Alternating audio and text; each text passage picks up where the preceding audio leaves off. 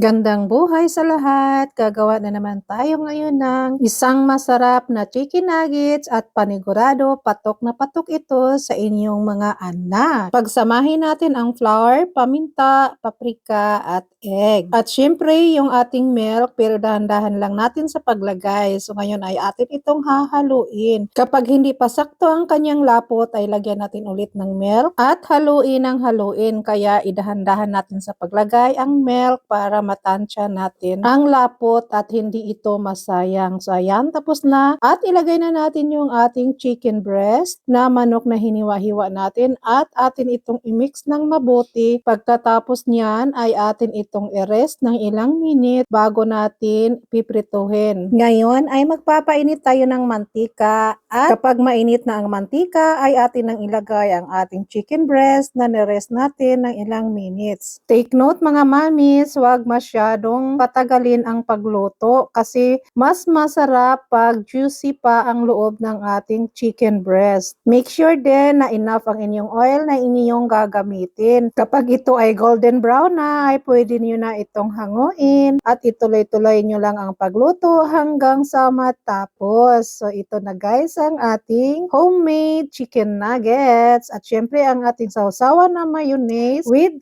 ketchup. Panigurado magugustuhan ito ng inyong mga kiddos at ng buong pamilya na ihahain ninyo sa hapagkainan. Sana'y nagustuhan ninyo ang aking video for today. Pa-leave comment guys, pa-like and pa-share na din. Maraming salamat at pwedeng-pwede nyo din itong gawing pambaon sa school ng inyong anak. For sure, maging happy sila kapag ito ang kanilang baon. Hanggang dito na lang at ingat po tayong lahat. See you next video.